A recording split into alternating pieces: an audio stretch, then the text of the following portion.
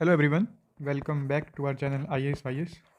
सो आज के हमारे इम्पोर्टेंट करंट अफेयर सेशन में हम पढ़ेंगे जो रिसेंटली अभी कैबिनेट ने ग्रीन हाइड्रोजन मिशन को नोट दिया। हम इसके बारे में डिटेल में जानेंगे कि किस किस प्रकार के हाइड्रोजन होते हैं, जिसमें हम मेनली बात करें तो ब्लैक और ब्राउन होता है, then comes blue, then comes green, फिर पिंक कौन सा होता है, राइट, टर्कोइस कौन सा होता है, येलो कौन सा होता है। तो हम ये अलग अलग तरह के हाइड्रोजन के बारे में भी जानेंगे और इसके अलावा बात करेंगे कि जो ग्रीन हाइड्रोजन मिशन है इसके कौन कौन से मेजर मेजर कंपोनेंट्स हैं, जिसमें साइट है एक, जानेंगे साइट क्या है।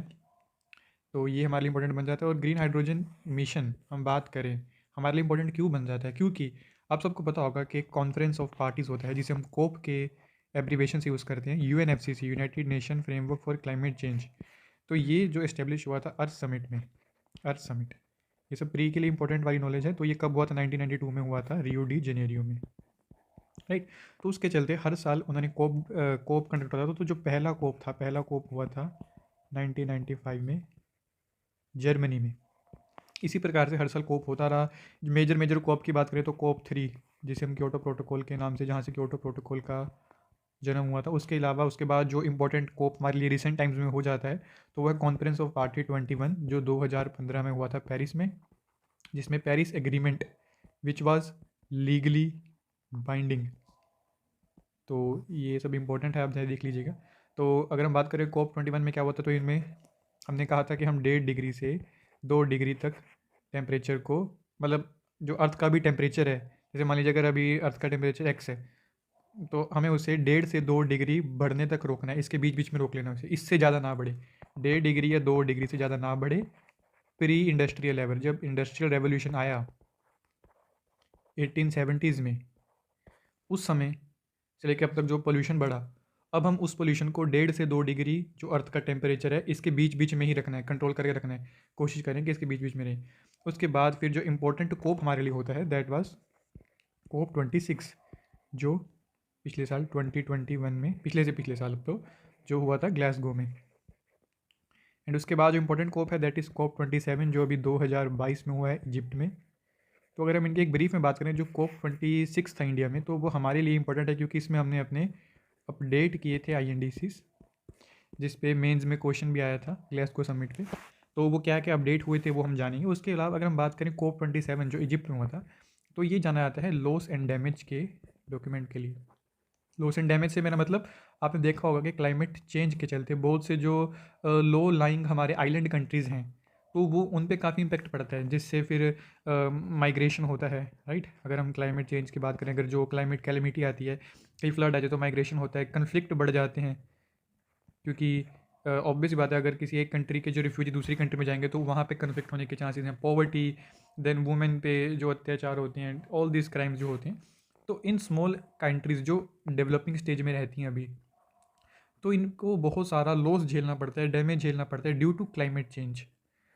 और ये क्लाइमेट चेंज के जो मेजर हम बात करें जिनके कारण हो रहा है, तो वो है डेवलप्ड कंट्रीज़, जिन्होंने पहले बहुत एमिशंस किए, हिस्टोरिक एमिशंस हैं जिनके। तो अब 1990s में जो ये स्मॉल आइलैंड नेशन है, उन्होंने बात की थी कि इस लॉस एंड डैमेज पे कुछ बात की जाए, हमें कंपनसेशन दिया जाए। तो 1990s के बाद अब 2022 में अब लॉस एंड डैमेज को फाइनलाइज किया गया डॉक्यूमेंट पे। इसमें अब जो डेवलप्ड कंट्रीज़ हैं या जो भी प्राइवेट ऑर्गेनाइजेशंस हैं, जो मल्टीलेटरल इंस्टीट्यूशंस हैं बैंकिंग के, वो इसमें पैसा फंड करेंगे ताकि इन कंट्रीज़ को कंपनसेट किया जाए। अब हम चलते हैं अपने मेन टॉपिक की तरफ, green hydrogen fuel of the future. तो सबसे पहले मैं आपको ब्रीफ में, सॉरी ये रह गया हमारा कि जो ग्लासगो में हमारा अपडेट हुआ था, जिसे हम पंचामृत कहते हैं, पंचामृत। तो इसमें पंचामृत कौन कौन से थे, कौन कौन से हमने अपने नेशनल डिटरमिनेंट जो कंट्रीब्यूशन है वो थे। तो पहला था कि हम जो नॉन फॉसिल फ्यूल है, नॉन फॉसिल फ्यूल, इससे हम 500 गीगावाट एनर्जी पैदा करेंगे टिल 2030, राइट। सेकंड था कि हम 50% जो हमारी इलेक्ट्रिसिटी की नीड्स हैं, जो हमारी एनर्जी रिक्वायरमेंट है, सॉरी, जो एनर्जी रिक्वायरमेंट्स हैं 50% तक, तो वो हम लेंगे रिन्यूएबल एनर्जी से, राइट।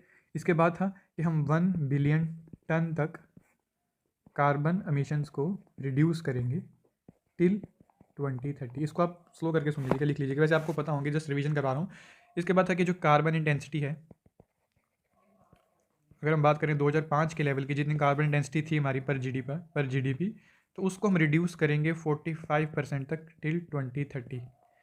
एंड इसके बाद जो हमारा था कि इंडिया है वो नेट ज़ीरो एमिशंस अचीव करेगा टिल 2070। तो ये 45% वाला और जो हमारा ये 500 गीगावाट वाला था 50% वाला, पहले 40% था पेरिस एग्रीमेंट में, लेकिन अभी COP 27 में इसको 50% कर दिया था। अब हम आते हैं अपने ग्रीन हाइड्रोजन की तरफ। Green hydrogen fuel of future. तो पहले बता दूं ग्रीन हाइड्रोजन की हम थोड़ी प्रॉपर्टीज़ की बात कर लेते हैं जो कि हमारे लिए इंपॉर्टेंट बन जाती है।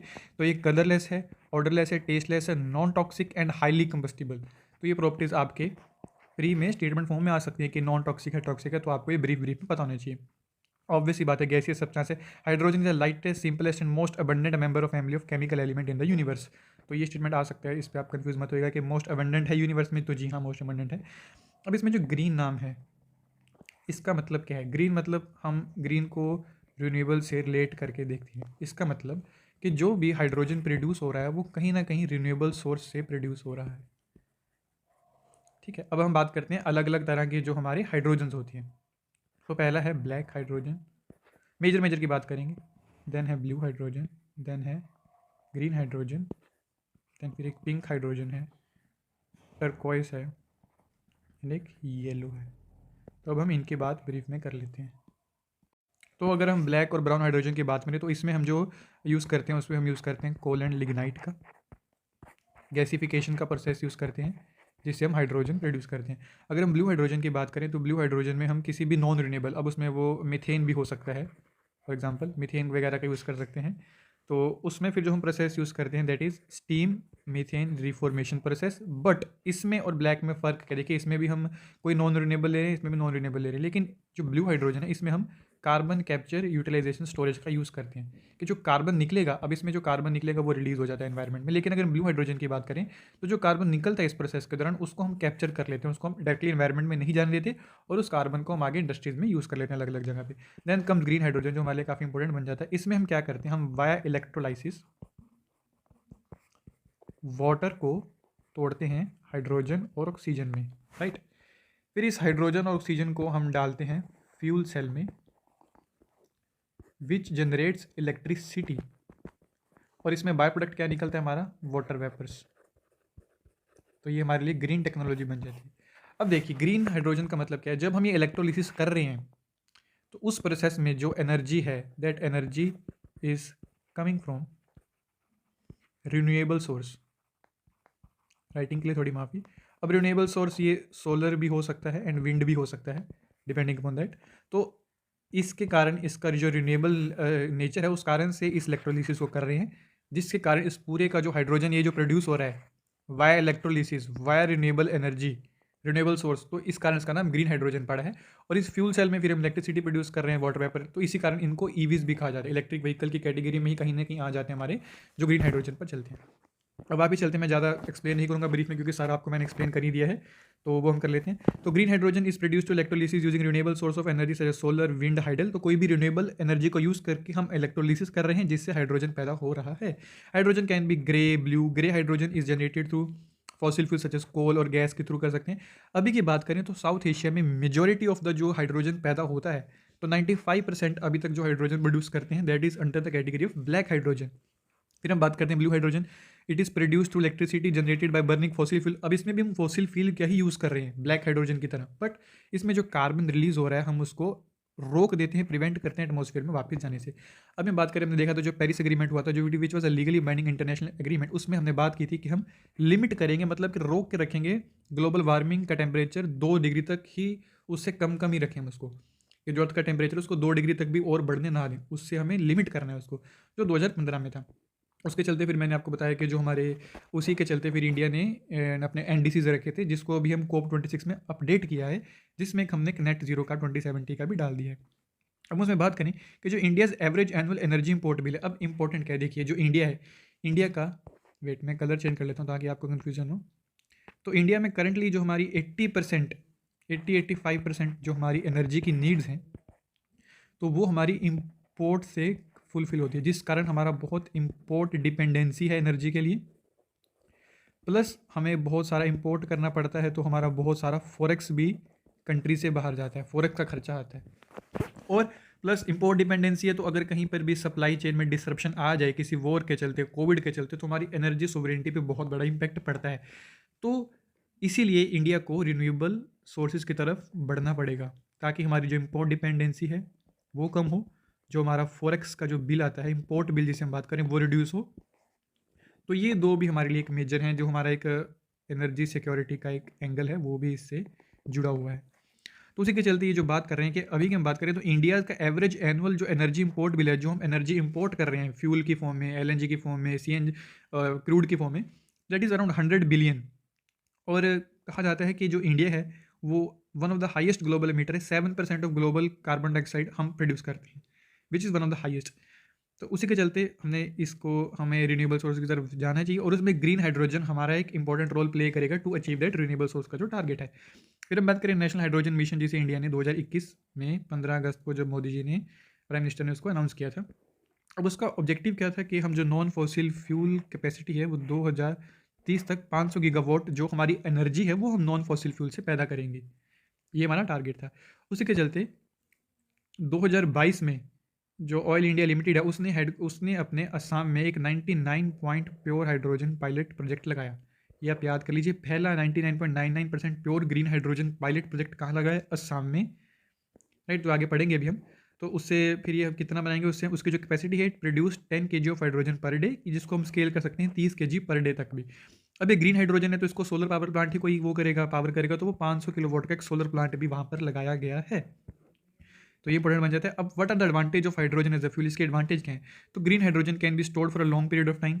The stored hydrogen can be use to produce electricity using fuel cell. हमने देखा कि कैसे हम इलेक्ट्रिसिटी बना सकते हैं हाइड्रोजन से।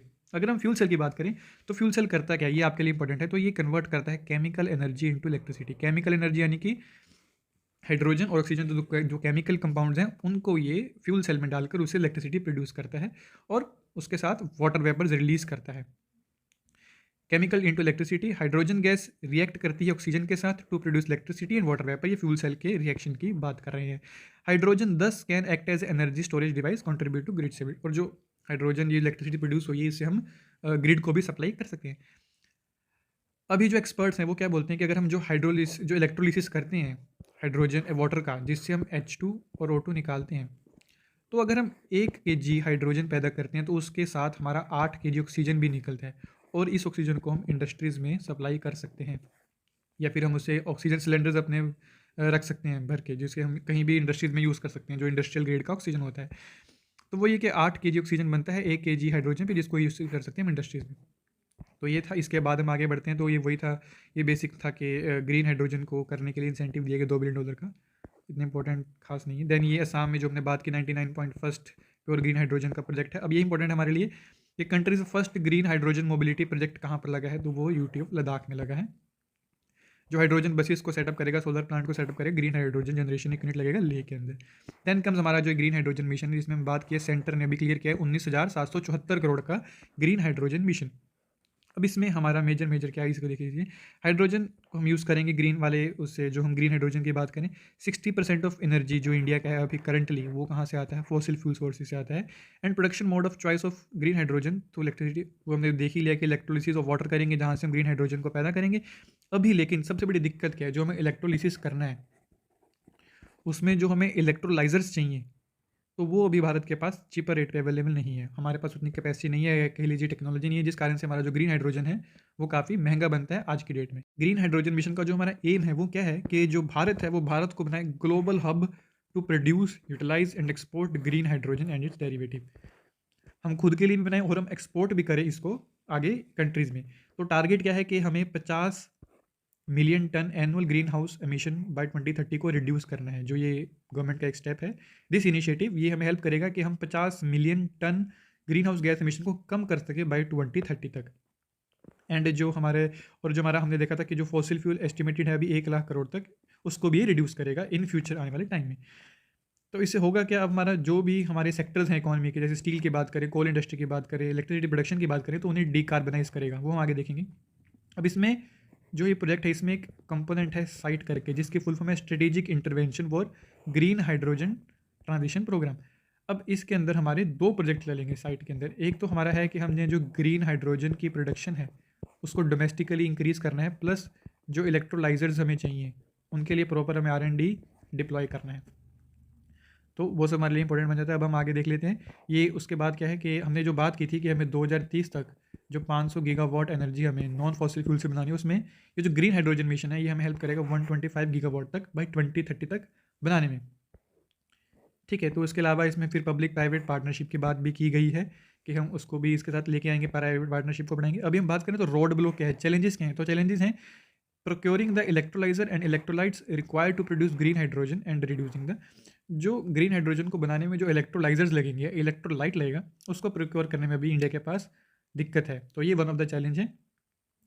उसके अलावा अगर हम बात करें तो मिनिस्ट्री ऑफ पावर है, उसने एक्सपेक्ट किया है कि अभी डिमांड हाइड्रोजन की बढ़ने वाली आने वाले समय में जाके, लेकिन storing and moving hydrogen also, मतलब इसको अगर आप स्टोर करेंगे और जो मूव करने का कॉस्ट है वो भी काफ़ी आता है हाइड्रोजन की बात करें, क्योंकि इसमें लीकेज होने के चांसेस काफ़ी रहते हैं, जिस कारण से, और प्लस ये काफ़ी एक्सप्लोजिव भी रहता है, हाईली कंबस्टिबल है, तो इसके एक्सप्लोजन होने के चांसेस भी रहते हैं। तो इसलिए इसकी ट्रांसपोर्टेशन स्टोरेज कॉस्ट भी काफ़ी आ जाती है, जिसके चलते ये एक वन ऑफ द चैलेंज है। फिर हम बात कर लेते हैं, ये हमने डाटा पढ़ लिया COP26 में हमने क्या क्या रखे थे, तो ये दोबारा रिपीट मैं नहीं करूँगा, ये सेम हमने 1 लाख करोड़ डाटा पढ़ लिए। अभी अदर बेनिफिट्स की बात करें तो क्या क्या, सबसे पहला बेनिफिट है कि एक्सपोर्ट अपॉर्चुनिटी आएगा हमारे पास ग्रीन हाइड्रोजन को एक्सपोर्ट करने का। Then second advantage is decarbonisation of industry, चाहे वो स्टील की हो, कोल की हो, या ट्रांसपोर्टेशन इंडस्ट्री हो, वहाँ पे काम आएगा। Mobility and energy sectors, transportation की बात करें वहाँ पे हमारे लिए हेल्प करेगा। Development of indigenous manufacturing capabilities, obvious सी बात है, जब इंडिया में प्रोड्यूस होगा तो फैक्ट्री लगेगी, स्किल अपग्रेड होगा लोगों का, वो सब चीज़ें आएंगी। एंड प्लस उसके लिए हमें डेवलप करनी पड़ेगी कटिंग एज टेक्नोलॉजी, तो वो भी हमें इंडिया में ही इंडिजिनियस डेवलप करेंगे, तो वो हमारे लिए इंपॉर्टेंट बन जाता है। इसके अलावा हमने बात की जो R&D को भी हमें बूस्ट देना है, जिससे फिर स्किल डेवलपमेंट भी होगा, तो वो तो बेसिक चीज़ें हम खुद भी उसमें लिख सकते हैं। तो उसके अलावा हाँ, और जो हमारा ये हमने बात की थी डीकार्बनाइजेशन की बात करें, तो 2 मेजर सेक्टर कौन कौन से हैं जिन्हें बेनिफिट होगा ग्रीन हाइड्रोजन से, तो वो है fertiliser and crude oil refineries. जहाँ पे अभी हम फॉसिल फ्यूल को यूज़ करते हैं, वहाँ पे अब हम ग्रीन हाइड्रोजन के द्वारा बनाई गई इलेक्ट्रिसिटी को यूज़ करेंगे फर्टिलाइजर और क्रूड ऑयल रिफाइनरीज में। उसके अलावा बात करें तो ग्रीन हाइड्रोजन एक इंपॉर्टेंट फैक्टर रहेगा एनर्जी ट्रांजिशन। अगर हम ट्रांसपोर्ट की बात करें तो वो एक इंपॉर्टेंट हमने देखी लिया कैसे हेल्प करेगा। उसके अलावा ये बेसिक हमने पढ़ लिया, ब्लू हाइड्रोजन क्या होता है, ग्रे हाइड्रोजन क्या होता है। अब आ जाते हैं कॉस्ट पे। अगर हम बात करें, देखिए जो ब्लैक हाइड्रोजन है ये इंपॉर्टेंट है, इसको आप मेंस में यूज़ कर सकते हैं। ब्लैक हाइड्रोजन की बात करें तो इसके भी जो कॉस्ट है दैट इज़ अराउंड $1.5 पड़ती है, जिसकी कॉस्ट है वो $1.5 के अराउंड पड़ती है। और जो ब्लू हाइड्रोजन की बात करें तो $3.6 के अराउंड पड़ता है। एंड जो अगर हम बात करें ग्रीन हाइड्रोजन की बात करें तो अभी अराउंड $5.5 के आसपास पड़ता है। तो हमें इसी कॉस्ट को कम करना है, जिस कारण से अभी हम R&D वगैरह डेवलप करेंगे। उसके चलते ये हमने सारा डाटा पढ़ लिया, 5 मिलियन टन जो मेट्रिक टन वगैरह था, तो इसमें कुछ इंपॉर्टेंट हमारे लिए नहीं है, ये सब रिपीटेशन ही रहेगा, इसलिए मैं आपको रिपीट नहीं कर रहा हूँ। ये रहा द 2 अम्ब्रेला सबमिशन कौन कौन से। पहला है साइट, जो हमने देखा, इसमें क्या होगा, it will fund domestic manufacturing of electrolyser, जिसके हमने देखा चैलेंज है, कमी है हमारे अंदर। And second is to produce green hydrogen, ये सब रहेगा हमारा इसके अंदर जो साइट के अंदर था। उसके अलावा हमारे लिए इस आर्टिकल में कुछ खास इंपॉर्टेंट नहीं है, तो हमने देख लिया कि हमें ग्लोबल हब बनाना है इंडिया को in the case of green hydrogen. अब थोड़ा हम इंडिया पर्सपेक्टिव से भी बात कर लेते हैं कि इंडिया में भी जो करंट अभी जो कॉस्ट पड़ता है हमें हाइड्रोजन प्रोड्यूस करने का, तो वो अराउंड 350 से 450 है, 450 रुपये पर केजी। इसे हमें कहाँ तक लेके आना है, इसे हमें लेके आना है 100 रुपये पर केजी, तो हमें इसको इतना कम करना पड़ेगा। तो ये हमने अगेन देख लिया, green hydrogen blue hydrogen repetitive है, रिपीट करूँगा तो आपको ये उसी रिपीटेशन में याद भी होता रहेगा। अगर हम डीकार्बोनेशन की बात करें तो स्टील, केमिकल, ट्रांसपोर्टेशन इंडस्ट्री को डीकार्बोनाइज करने में हेल्प करेगा। अभी हमने देख लिया कि 350 से 400 पर केजी पड़ता है, इसे हमें लेके आना है 100 पर केजी तक, तभी ये इकोनॉमिकली वाइबल रहेगा हमारे लिए बनाना, जिसके लिए अब हम R&D पुश देंगे।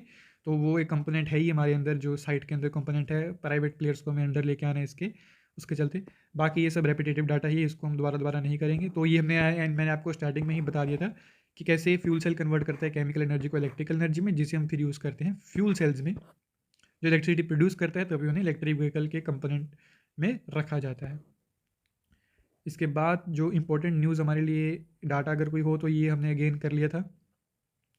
और ये भी है जो जो हाइड्रोजन फ्यूल कार्स होती हैं, जिसे हम रन करेंगे ग्रीन हाइड्रोजन से, तो दे नियरली है नियर 0 कार्बन फुटप्रिंट है इनका, ठीक है। और हाइड्रोजन 2 से 3 गुना एफिशिएंट है as compare to burning petrol की बात करें अगर, जो फ्यूल हम करंटली यूज़ करते हैं।